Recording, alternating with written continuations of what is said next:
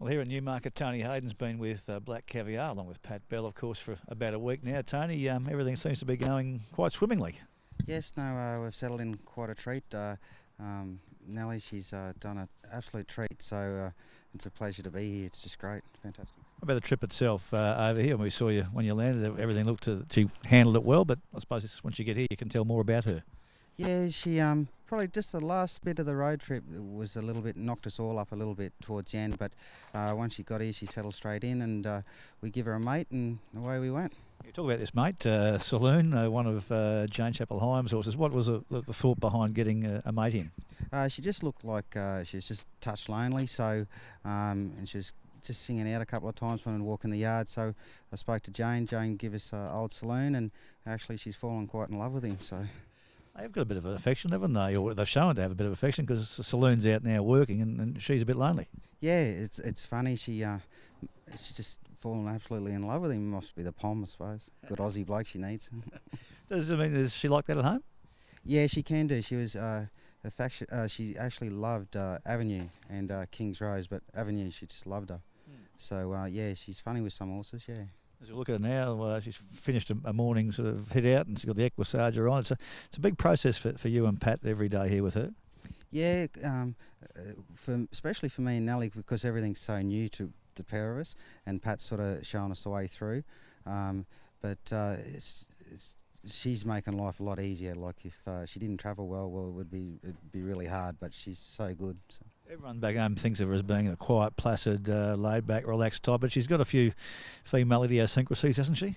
Yeah, she's like the wife. So she lets you know where you stand. So, yeah, she sorts you out pretty quick. So how do you have to manage that? I mean, you know her as well as anyone. You spent more time than Peter Moody with the horse. So what little tricks are there? Oh, she loves the carrots and loves to be whistled at. So, but yeah, no, she's pretty good. But she soon lets me know when she's had enough of me. So, well, she's here to race, obviously, and that's her job. And she's a champion racehorse. In the week that you've been, what have you actually done with her physically? We've first few days we just walked her and let her settle in and have a good look at everything. She's been swimming of an afternoon. And she's just settled right into stride. The last few mornings she's had the saddle on. We went over and had a look at the other track there this morning across the road, and she quite loved that. So she's making life quite easy for me. She's just settled right in. So when the boss gets here, he should be able to do what he wants.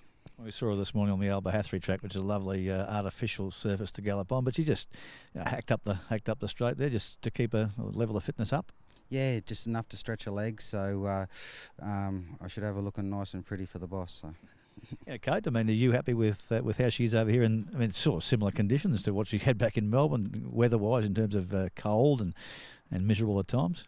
I think it's actually worked in our favour. I think if we had gone somewhere like Singapore or somewhere similar to that, I think we actually would have struggled a little bit. But because the English summer's like our winter, it's actually helped us settle right in, feel at home. What about using the swimming pool? I think there's only one swimming pool here in Newmarket, Clive Britton's. I mean, how important was it to get access to that? Yeah, well, to Pete, like it's in Pete's training of horses, it's a great thing. Like he uses the pool at home quite a fair bit. So, and it was just also getting her back to like being normal, like being at home. So it's a good walk, and she's good scenery, and a few of the boys over there quite like her. So yeah, no, she's going great over there. It's a bit different sort of pool to what she'd be used to back home at Caulfield, though. Yeah, it's a touch tighter, so we just have to slow her down a little bit because she can really hook along in the pool. She gets a bit of a bow wave happening, so we just have to slow her down a little bit and just take our time. So we're just going gently at this stage. So. And she'll do that every afternoon while she's here? Yes, every afternoon, and we're doing 2 laps at the moment, and we'll probably build up to 4 laps. But just got to slow her down a little bit. She just goes a little bit too quick. On the track, though, when do you think would she need a gallop before a searching gallop before race day? Do you think so? Oh, look, I'm not the trainer, I'm not the boss, but in my opinion, I think when Pete gets here, he'll see her, and I think he'll at least do evens or something on the bridle just to have a little stretch. So, in my opinion, Pete had her quite forward when we left home, before we left home. So with the trip, I suppose you count that as 1 run or 2 runs. I don't know how you'd count that as, but she's quite forward, but we'll leave that up to the boss. The weather forecast for Royal Ascot's pretty ordinary, and the prospect is she'll get on to pretty much affected ground the fifth day of a meeting. I think you're pretty confident she'll handle it, no matter what the conditions are. Yeah, I think it doesn't really matter to her. As long as she begins well, I can't see a drama. I think if it is a bit soft of such, I think she'll probably enjoy that more.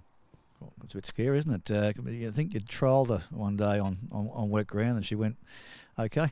Yeah, she loves the cut out of the ground. So and she's never really had a chance to be on soft or rain affected ground. So I think maybe once in her life might have had one career start on one. But yeah, in my personal opinion, I think she loves the cut out of the ground. So. Amazing for a horse with a stride the length of hers. I mean, those big striding horses tend to be the first ones to crack under soft ground, isn't it? Yeah, but she's so sure-footed in herself, like she's so confident in everything she does. And also what helps her, she stays on the bridle a lot longer than other horses. Other horses come off the bridle, and when horses come off the bridle on soft ground, that's when they're really found wanting. And because she comes off the bridle so late, like she does it so easy, it works in her favour also.